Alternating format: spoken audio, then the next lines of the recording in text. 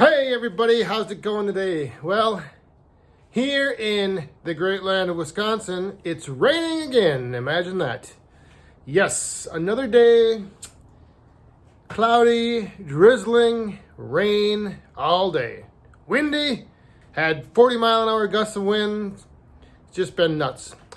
I was gonna go up and take down one of those big oak trees, but just gonna hold off on that because the weather isn't gonna be very good for taking any trees down today. So instead, I'm out here in my little workshop, shed, whatever you wanna call it. The place is a complete disaster because it's on my list to get to this and clean it up. But I figured I'd wait till like this winter when the weather started getting bad and they couldn't do anything outside. So that was my plan. But since today, nothing can be done outside, I'm gonna start working on some things.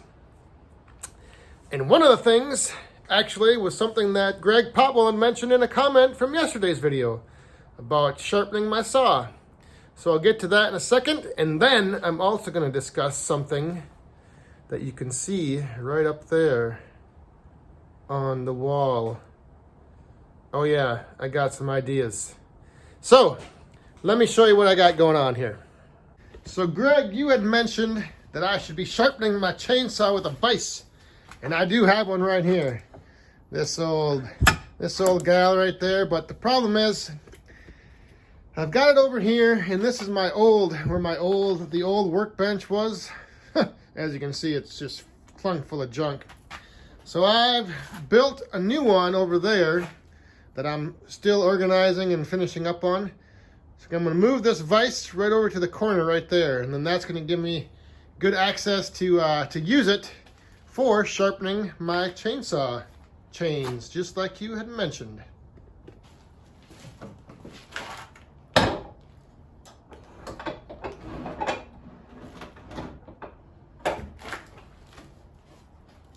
So that right there is gonna be the future home of the vise for sharpening the saws and the chains. Like I said, I'm gonna work on cleaning up the rest of this workshop here in future videos.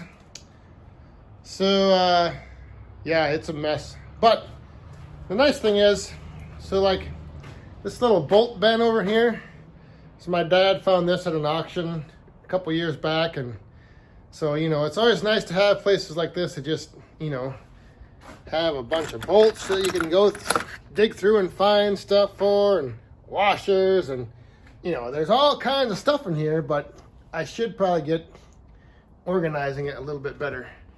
There's the old dishwasher silverware tray, repurposed to hold some wrenches.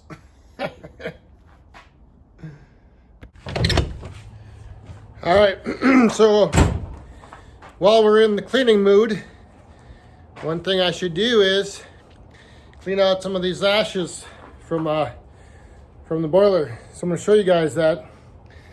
It's something that you have to do probably every week for sure. I mean, it's recommended that you keep a pretty level bed of ashes and coals in there. As it burns, eventually the finer stuff will settle to the bottom. So that's what I scoop out the bottom, and then let the bigger coals in there to then keep the fire burning. So first step is open up the bypass, so now the smoke can go right up the chimney. Crack the door a little bit. What I've been told is the best practice is to keep your bed of coals closer to the front, because the heat and the exhaust goes out the back. So you want that heat to be in there as long as it can be to heat that water jacket. So if you're, for instance, if you're burning your fire at the back of the stove here, all the heat would go straight up, right up the exit, out through the gasification chamber, and right out the chimney. This way, with your fire closer to the front, the heat has to travel back all the way along the water jacket, then up into the gasification chamber, and then out through the chimney. So keep your fire to the front. It can get a little smoky So I like to wear a dust mask just to keep the smoke out of my lungs. I kind of look like somebody out of Star Wars. You guys see that new trailer, or the final trailer that was released last night? All right, so I just used these metal buckets to collect the ash in. I use a garden hoe to move the coals around. And then I just use a shovel to scoop out the ash. So let's take a look here and see how we're doing. Whoa.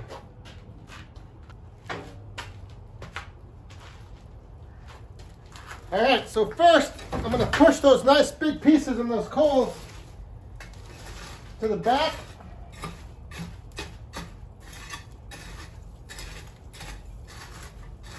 All right, let me move you guys in here so you can see this. So now that I've kind of pushed everything to the back, I'm gonna scoop out the coals from down on the bottom there.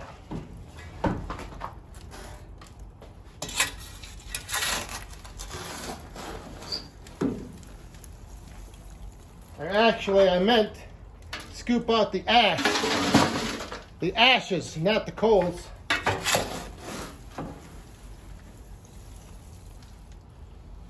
You see all that fine ash? If I scoop down underneath those coals, I get all the fine ash.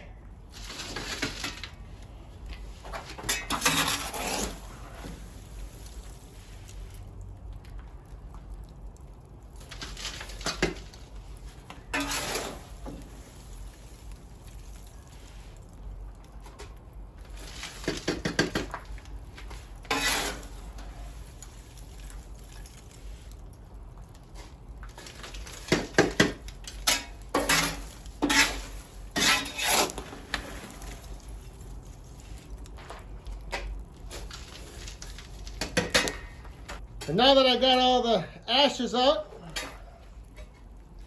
right down there, my bucket is full. So now I'm going to pull that wood and all those coals back up to the front.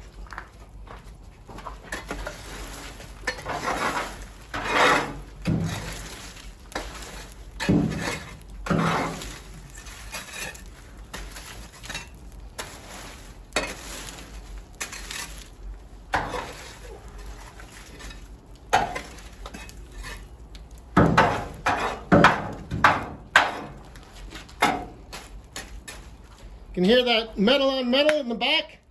That means I don't have any ashes back there. Everything's back to the front.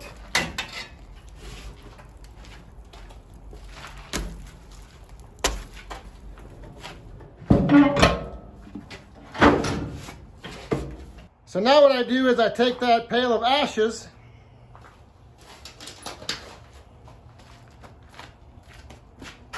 and I keep it over here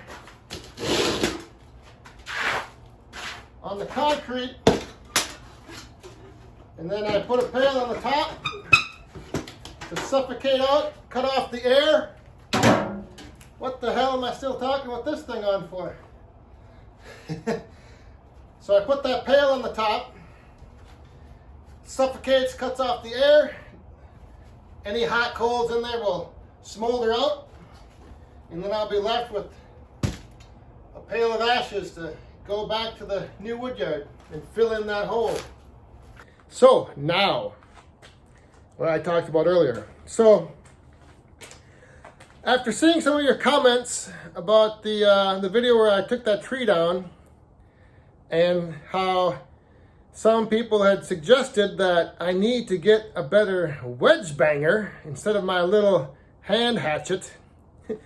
So I got thinking about it, and then I realized, oh my gosh, out in my shed, I've got some axes hanging on the wall that I picked these things up like 2 or 3 years ago at a garage sale somewhere. So, for instance, this little guy here, look at $4. I paid $4 for this at some garage sale. And I don't know a lot about axes, but I'm thinking this guy would make a pretty good banger.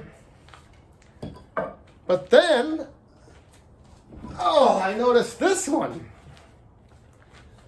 And this axe, this is looking like, I don't know, something pretty crazy. And you can definitely see he would bang some good wedges. And his handle is nice, just feels nice.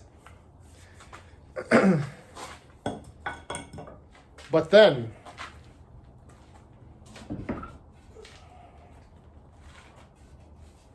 check this out.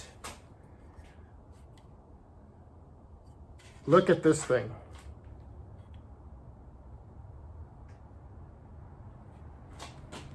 Like I said, I don't know a lot about axes, but I watch somebody on YouTube who does. And you know who I'm talking about. Yes, that's right. I'm talking about Buckin' Billy Ray Smith. I'm sure a lot of you probably watch his channel. I do, almost every day. But when I saw this axe on my wall that I had completely forgotten I had, I'm like, oh my God. That is a Buckin' Billy Ray axe. And this little number, this guy, he's pretty wicked too. And like I said, I don't know much about axes, but I know there's a guy out there named Buckin' Billy Ray who does. So, here's what I'm thinking. Call me crazy, I know, but check this out. So I'm thinking, crazier things have happened in my life, and everything happens for a reason, and it's all about timing. And it just so happened today that I was thinking about axes. Buckin' Billy Ray, he had his, put up a episode on his channel this morning about an axe he was working on. I come out here to my shed, and these axes are hanging on the wall. So that's right. I am going to be reaching out to Buckin' Billy Ray. And I'm going to see if he can't take these axes and bring them back to life and turn them into a Buckin' special. I know this one is going to be, could turn out very nice, because this thing is crazy. At least just looking at it, to me, I mean, it's just, I don't know. So, like I said, I know, I'm just some guy from Wisconsin with 300 and some subscribers on his YouTube channel, but what the hell, huh? I'm going to give it a shot. I'm going to get Buckin' Billy Ray to work on these axes. And then, well, first let's see if I can spark the interest from Buckin' Billy Ray. And then I'm going to decide what I might do with some of them. Or one of them. One of them might be coming to one of you. Oh. All right. So with that, I'm going to wrap it up for today. Didn't get much done. Like I said, crappy day outside. But I wanted to start working on some stuff in the shop here. Get the vise moved over. I had to scoop out some ashes from the boiler. And like I said, for whatever reason today, all of a sudden, I just remembered I had these axes hanging up on that wall for 2-3 years. Completely forgot about them. Never been used. I've never used them. I bought them at a garage sale a couple years ago. Threw them up there. You know, I'm like, oh, this would be cool wall decoration, a little wall hanger. But now, that's right, now it's time to get back 40 firewood, an axe, a wedge banger, and an axe. We need one. You think we can do it? Do you think we can make it happen? I think we can. I think the back 40 Woodhound community is going to be taking things over. So you let me know what you think. You think it's out of this world? You think it's crazy for me to think that this axe right here might be in the hands of Buckin' Billy Ray Smith one day? I don't think so. Not at all. Heck yeah, we're gonna do it. So stay safe, have fun, and be cool.